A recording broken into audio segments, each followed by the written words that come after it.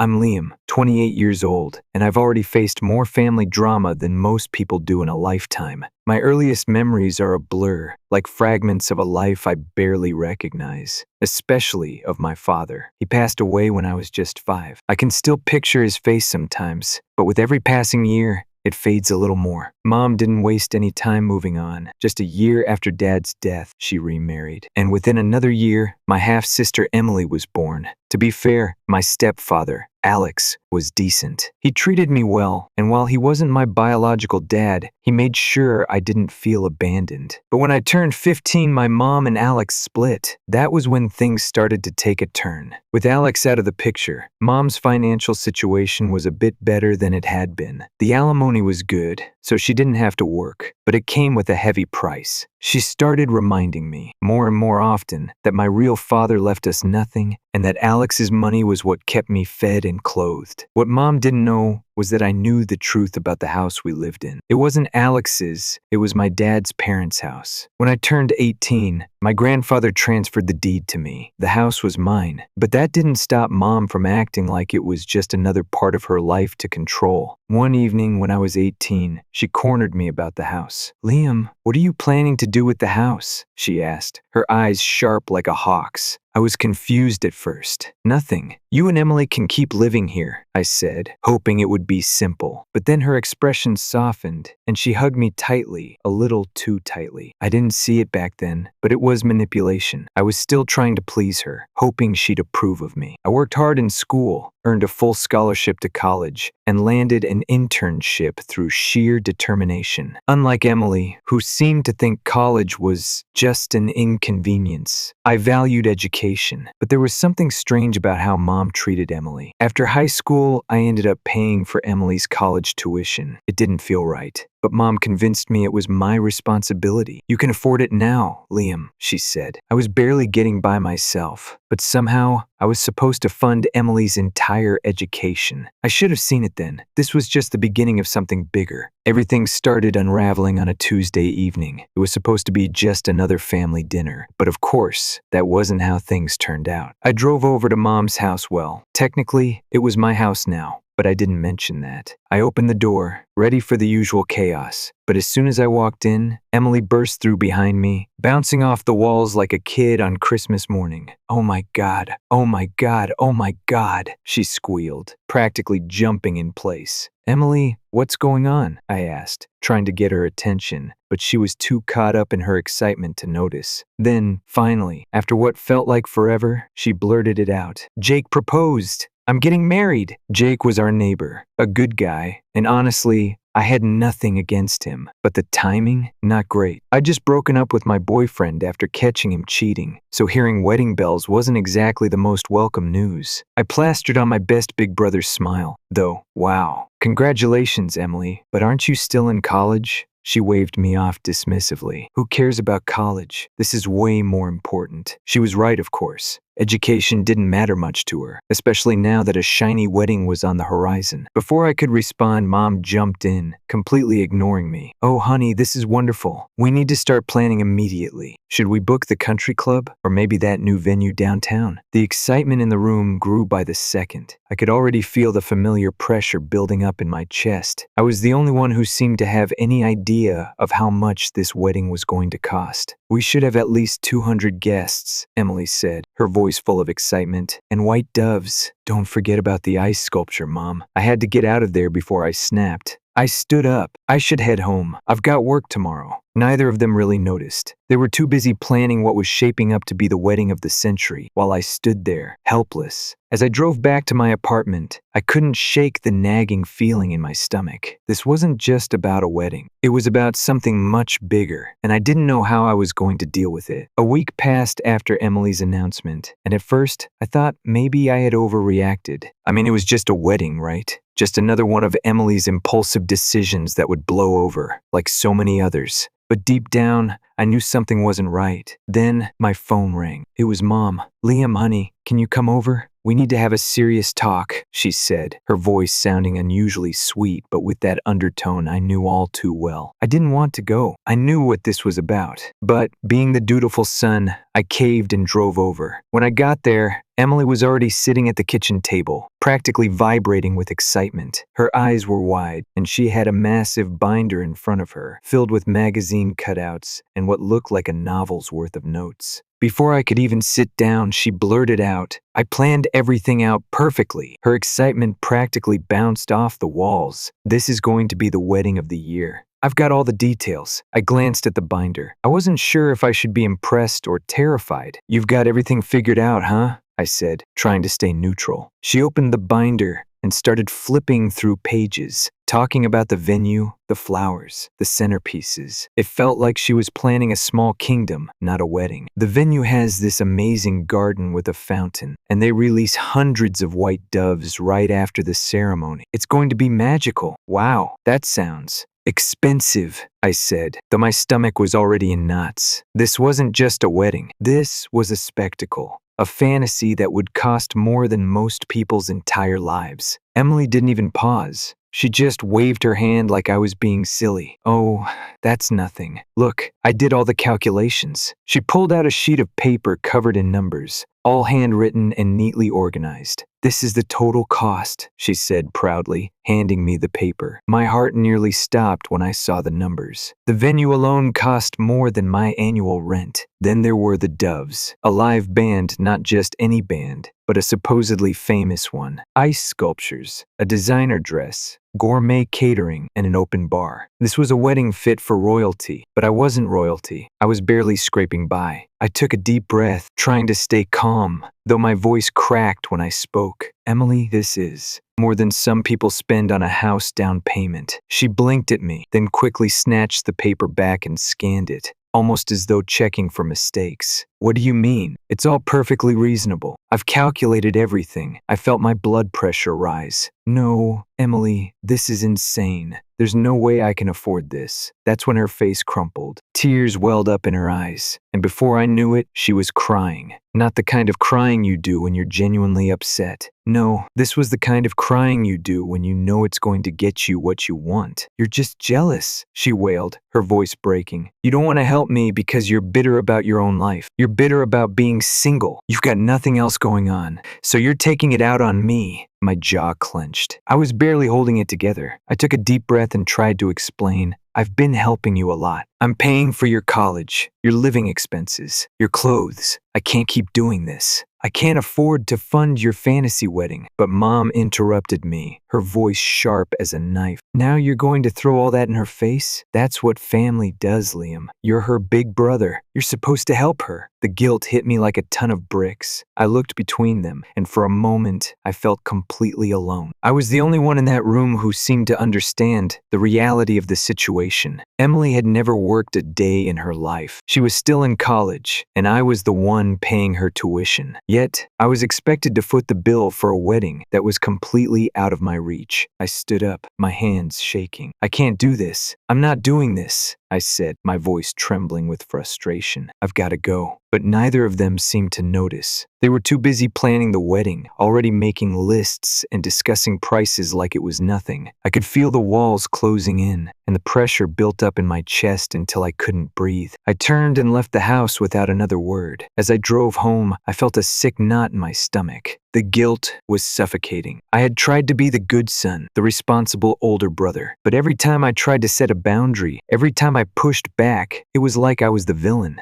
It was as though they had taken me for granted my whole life, and now all I was good for was money. The next few days felt like a blur. No calls, no texts from Mom or Emily. I should have been relieved, but instead, I felt like I was just waiting for the other shoe to drop. And drop it did. The next few days passed in a strange silence, and for the first time in years, I actually felt a sense of peace. No calls, no texts, no guilt trips or passive-aggressive comments. I focused on work, allowing myself to breathe and just exist without the weight of family expectations pressing down on me. It felt liberating, but that peace didn't last. One afternoon, my phone buzzed with an unfamiliar number. I almost ignored it, but something in my gut told me it was important. I answered, and to my surprise it was Alex, my stepfather. We hadn't spoken much since their divorce, but we'd always kept things civil. If anything, I figured he'd call me for advice or just to catch up. "Liam, got a minute?" he asked, his voice weary. It was the kind of tired tone that made me realize this wasn't just a casual chat. "Yeah, sure, what's up?"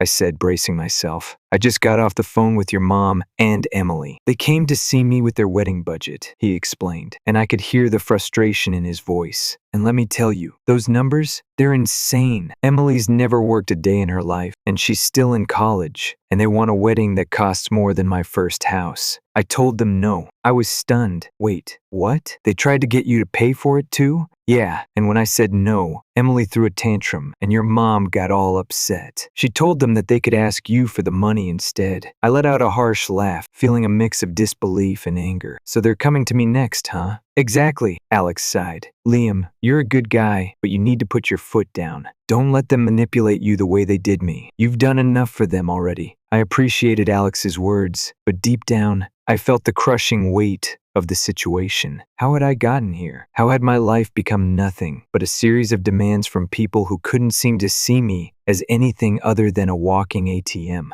And yet, I still found it hard to say no. The next week, my worst fears came true. Mom and Emily showed up at my apartment, unannounced. I opened the door, and there they were, standing in front of me with that look like they were entitled to something. I could already feel the pressure building in my chest. They didn't even wait for me to ask them in before they started talking. "Liam," Mom said, trying to put on her sweetest, most innocent smile, "we've thought it over, and we've made some cuts, but we still need your help." Emily, standing behind her with that familiar smugness, chimed in, "Yeah, we've made the wedding more affordable now. No doves, no band, but we still want the venue and everything else." I stared at them both, trying to keep my cool. "No, Emily, I still can't help you. I told you already. I can't afford this. I'm not putting myself into debt for your wedding." "But Liam," she whined, her voice rising like a petulant child, "you have to help. This is your sister's wedding. For God's sake." Mom nodded, her face full of feigned concern. "You've always been the responsible one, Liam. You owe it to her." I couldn't believe what I was hearing. I'd paid for Emily's college tuition, her clothes, her living expenses, and now they were trying to manipulate me into paying for a wedding I couldn't afford. How could they think this was okay? "Stop," I said, my voice finally firm. "I've been helping you both for years, and I can't do it anymore. I won't." That was when Emily's face crumpled. The tears started, but it was the same routine she'd used before. This time, though, I wasn't backing down. "You're just like everyone else," she screamed. "You don't care about family. You're so selfish, Liam. I can't believe you're doing this to me." Mom stepped in, her voice cold and biting. "You think you can just throw money at us for years and then walk away when we need it? How dare you?" My heart pounded in my chest. I felt like I was being suffocated by their guilt and anger. But for once, I stood my ground. "I've given you enough, and I'm done." I stood up, walking to the door. "I'm leaving. You need to leave. I'm not going to keep doing this." "Fine, Liam," Emily hissed, gathering her things. "You can live with your decision, but don't expect an invitation to the wedding. And don't think you'll get any help when you need it." Mom didn't even bother to say goodbye. She just gave me one of her patented, disappointed looks before following Emily out the door. The next few days were quiet, but I could feel the storm brewing. My phone rang off the hook with messages from Mom. Some were pleading, others were angry, but I ignored every single one. I was tired of feeling guilty. I was tired of being the one everyone relied on without ever giving anything back. A week later, things escalated further. Mom had called in the big guns, our extended family. I was bombarded with calls from cousins, aunts, and uncles, all trying to convince me to do the right thing and help out my sister. Some were diplomatic, others downright hostile. One call in particular stood out. It was from my cousin Mark. "Liam, look, I get it. You're upset, but you can't throw your own mother out on the street." I was seething by the time I responded. "Watch me," I snapped, hanging up the phone before he could say anything else. Then Aunt Linda called, taking a different approach. "Sweetie, your mother's not perfect, but she's still your mom. Don't you think your dad would want you to help?" That one stung, more than I cared to admit. But I wasn't about to let them guilt trip me into backing down. I hadn't been told the full truth about the house all these years, and I knew what my dad would want. He wouldn't have wanted me to be used. I decided it was time to take the next step. I called a lawyer. I didn't expect the lawyer to be so direct, but that's exactly what I needed. Mr. Reynolds was professional, straightforward, and refreshingly honest. "Here's the situation," he said, spreading out documents on his desk as I sat across from him, barely able to process the weight of it all. "You're the legal owner of the house. You've been paying all the taxes and bills,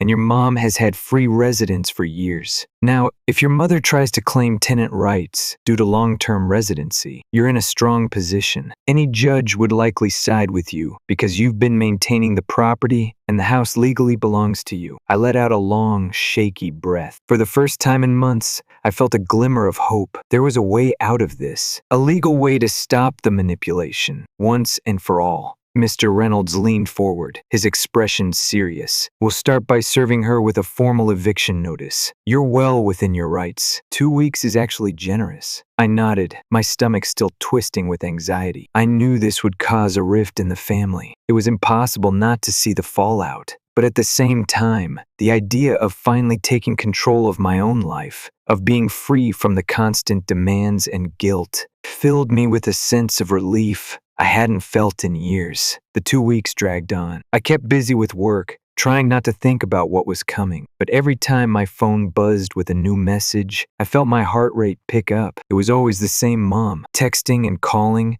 trying to guilt-trip me into changing my mind. She was pleading, accusing, and doing everything in her power to make me feel like a terrible person for doing what I knew I had to do. The day before the eviction notice was set to go out, I couldn't avoid it any longer. I drove to the house, not wanting to do this alone. I called Mr. Reynolds, and he agreed to meet me there. I wasn't sure what to expect, but I knew it wasn't going to be easy. When we arrived, the scene was exactly what I feared. Boxes were scattered everywhere, half-packed, and my mother was pacing the living room, tears streaming down her face. Emily was sitting on the couch, her face a mask of anger and disbelief. "You can't do this, Liam," Mom screamed when she saw us. "This is illegal. You can't just kick me out. I raised you. I gave you everything." I wanted to tell her I had heard this speech 100 times before, but I couldn't bring myself to say it. The flood of guilt was overwhelming, but I reminded myself of everything that had led to this moment. The years of manipulation, the guilt, the constant pressure to do more when I had already given so much. This wasn't about me being cruel. This was about me taking my life back. Mr.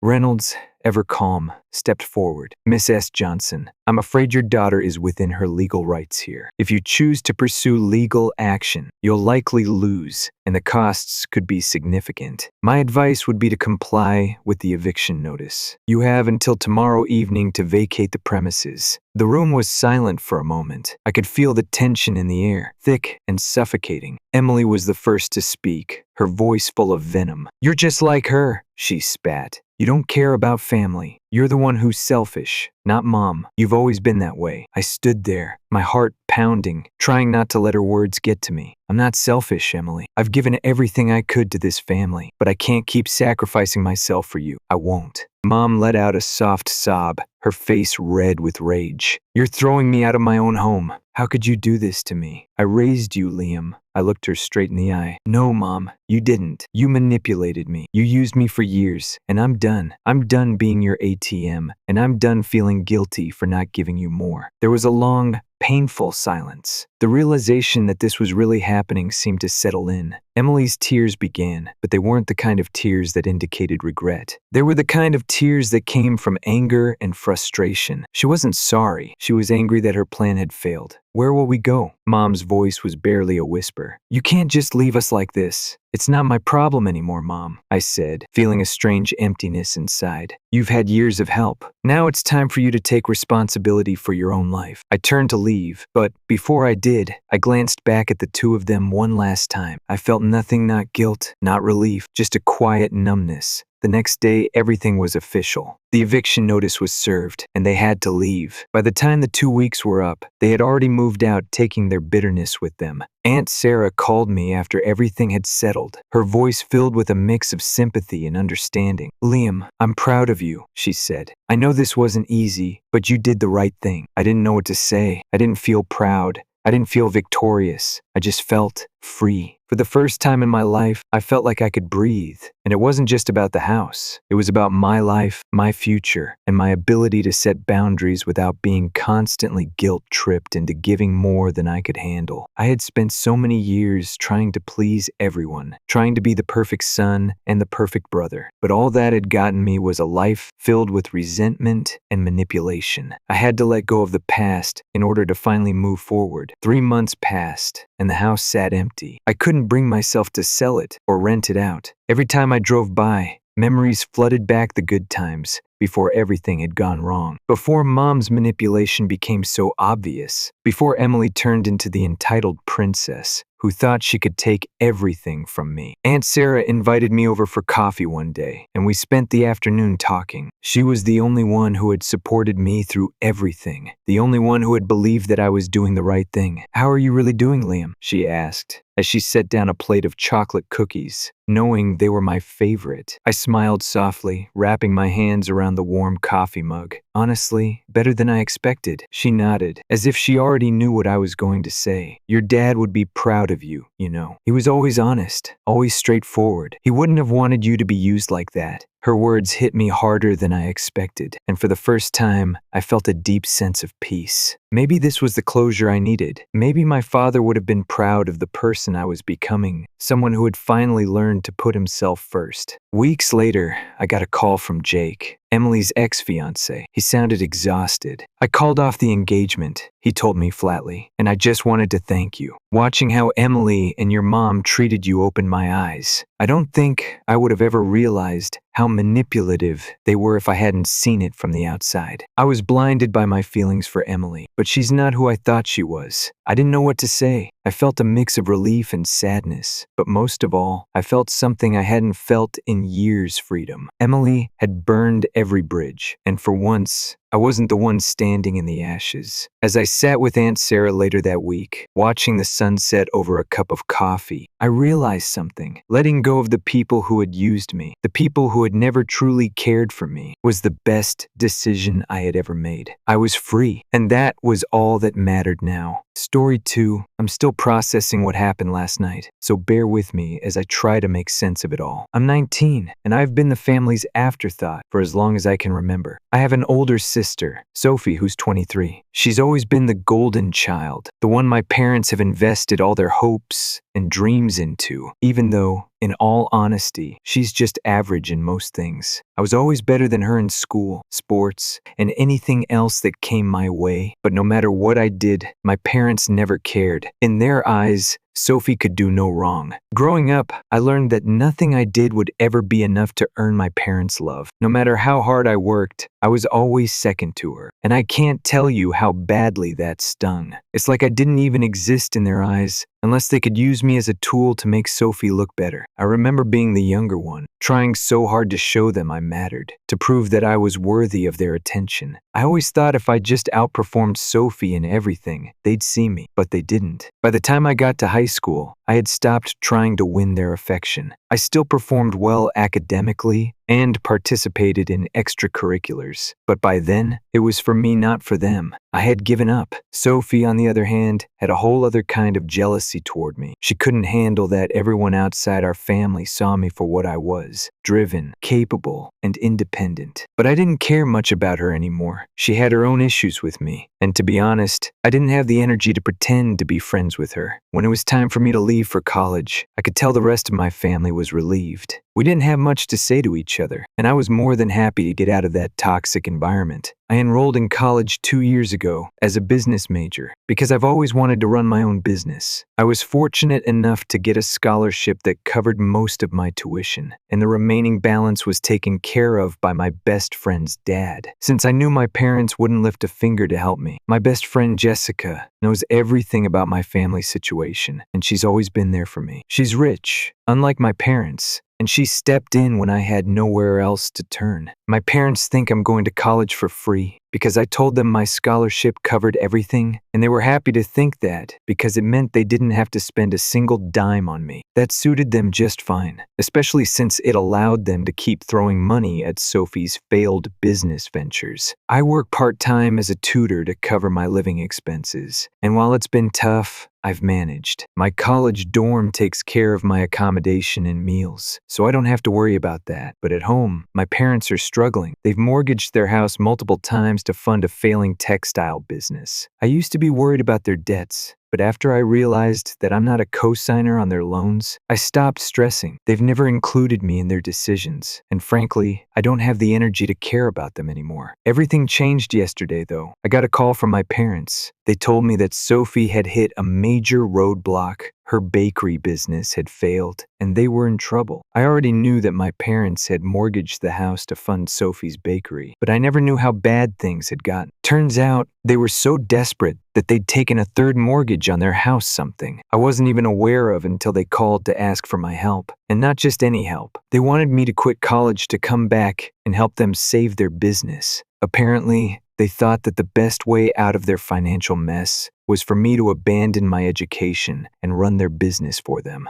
They wanted me to manage everything, do the accounts, handle the operations, and most importantly, help pay off the debts they'd accumulated in Sophie's name. It wasn't even a request. It was a demand. I don't think I can even explain how angry I was when I heard this. They asked me, without hesitation, to drop everything I've worked for and give up my future to fix the mess they created. And what's worse is that they weren't even apologetic. They actually told me that as a family member, I owed it to them to help. They insisted that I couldn't juggle college, the family business, and a second job. So I had to quit college. It wasn't even a question in their minds. I wish I could say I handled it better, but I didn't. When they said that Sophie needed me and that my home would be in jeopardy if I didn't come back, I snapped. I told them I didn't owe them anything, not after everything they'd put me through. I reminded them that they never treated me like family. They never loved me the way they loved Sophie. I wasn't about to sacrifice my future to fix their mistakes. My dad didn't take kindly to that, of course. He tried to guilt-trip me, saying that even if I didn't want to help for their sake, I should at least do it for the home I grew up in. But I had to tell him, that place was never my home. It was just a house where I happened to live. I hung up on him, blocked their numbers, and for the first time in years, I felt free. I spent the rest of the day in a daze. I didn't go to class, and I didn't talk to anyone. I was consumed with anger, confusion, and guilt. I couldn't help but wonder, am I being selfish? Should I go back and help them? The whole situation is just so messed up, and I can't shake the feeling that maybe I'm wrong for turning my back on them. But at the same time, I'm so sick of them. I don't know what to do. I feel like I'm stuck between two worlds, my family and my future. And honestly, I don't know if I can go back to the life they want me to live. It's been a few days since the call with my parents, and honestly, I'm still trying to process it all. I keep going back and forth in my mind. Should I help them? Or should I just continue moving forward like I've been doing? I didn't talk to anyone about what happened, not even Jessica at first. I guess I was just too embarrassed. I mean, how do you explain that your parents want you to drop everything you've worked for just to bail them out of their own mess? It's not like they're asking for help with something small. They're asking me to give up my education, my future, all of it, all because Sophie couldn't keep her bakery afloat. I don't even know what to feel anymore. I wish I could say I felt better after cutting them off, but the guilt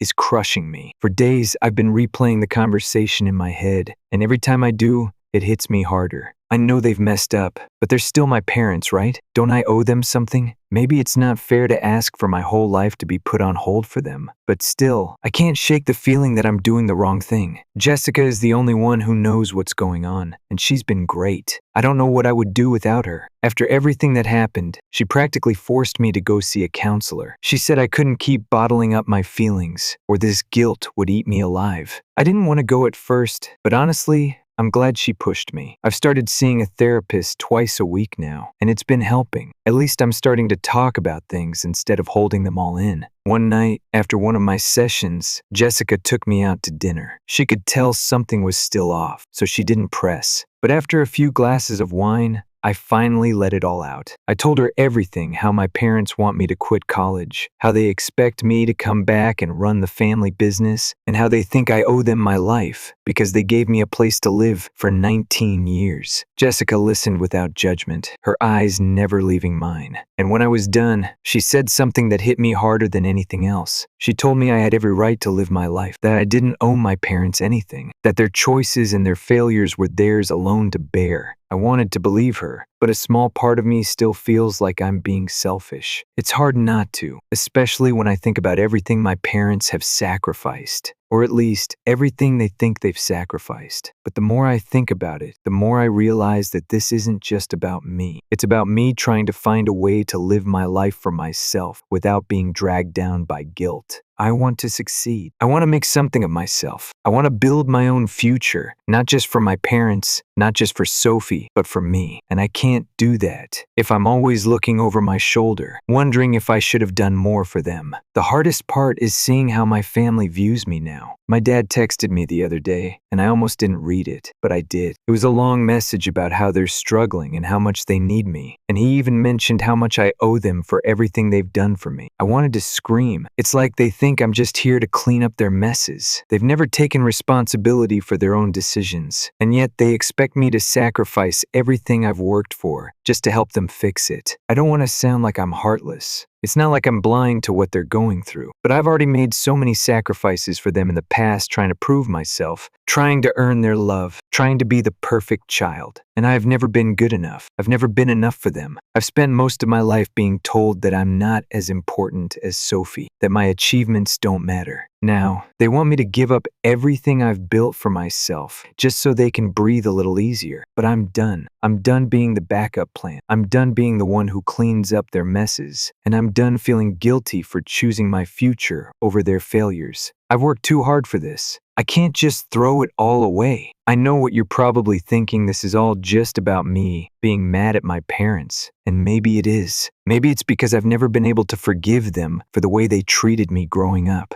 But it's more than that. It's about me realizing that I deserve to have my own life. I deserve to build my own path and not be tied down by their mistakes. And yet, even after all of this, I can't stop thinking about what they'll do next. I haven't heard from them since that last conversation, and I'm not sure if I'm ready for whatever they'll throw at me next. Part of me wonders if they'll just keep pushing until I give in, but I'm determined not to let that happen. I can't be their safety net anymore. I'm scared though, scared that they'll somehow find a way to make me feel guilty again, scared that I'll start second-guessing myself. But for now, I'm focusing on what's ahead, my degree, my future, my own life. It feels selfish, but I think it's the only way forward. I just wish my family could see me for who I really am, and not as a tool to fix their problems. I don't know how long I can keep this up. It's been a few weeks since that phone call, and my emotions are still all over the place. I've been keeping my distance from my family, not answering any of their messages, and sticking to my decision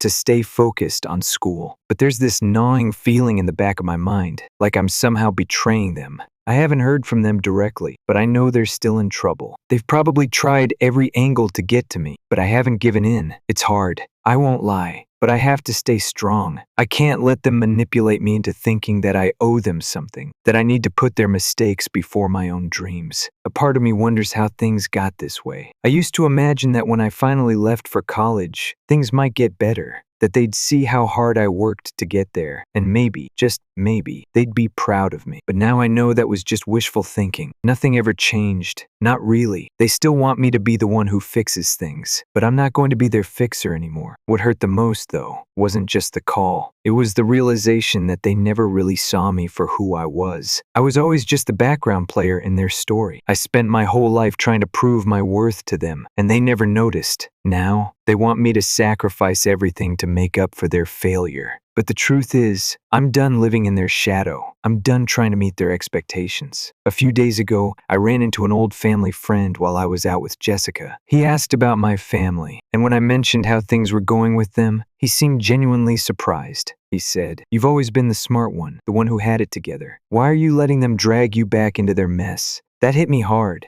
because deep down I knew he was right. I've always been the one who had it together, who worked hard for everything. But now, I've been letting my family's issues overshadow my own success. It's frustrating because all I've ever wanted was to prove myself, to show them that I'm not the second choice, the one they could always count on when things went wrong. But I'm not that person anymore. I've worked too hard to build my future. I'm not going to throw it away to fix something that wasn't my fault in the first place. Jessica's dad called me the other day, just checking in, and it felt like a lifeline. He's always been so kind to me, like a father I never had. When he asked how I was holding up, I could feel the weight lifting off my shoulders just talking to him. He told me that I've got a good head on my shoulders, and that I'm making the right decision by sticking with school. Hearing that from someone who actually cares about me, someone who sees me as an individual, not as part of the family drama, meant more than I can explain. Still, the guilt is there. It's this constant tug of war between wanting to do the right thing for myself and feeling like I'm abandoning the people who brought me into this world. I don't think I'll ever fully shake the guilt, but I'm starting to accept that it's not my responsibility to carry their burdens. I didn't ask for any of this. I didn't ask to be the one they rely on when things go wrong. Last night, I made another decision. I booked a flight back home for the first time since I cut ties with them. I told myself that it's time to face them, face the guilt, and figure out where I really stand. But as I sit here, waiting for that flight, part of me wonders if it's really worth it. Will it be worth the pain of seeing them again? Or will it just reopen old wounds? I've thought a lot about what I'll say when I see them. If I'm being honest, I don't really have anything to say. I don't owe them any explanations. I don't owe them anything anymore. The only thing I owe is to myself, to my future, to my dreams. But there's still a part of me that wishes I could change everything. That maybe if I just tried harder, we could all be a real family. But the truth is, I don't need their approval anymore. I've spent so much of my life searching for validation from people who were never going to give it to me. I've been waiting for them to see me for who I am. But now, I realize that I have to see myself first. I have to stop relying on their love to feel whole. The plane ticket is in my hand now. I'm leaving for home tomorrow. I don't know what will happen, but I'm ready to face whatever comes next. This isn't about them anymore. It's about me. It's about finally choosing myself. I'm still scared, but I'm also more certain than ever that I'm doing the right thing. Because, in the end, the only person who's ever going to fully believe in me is me.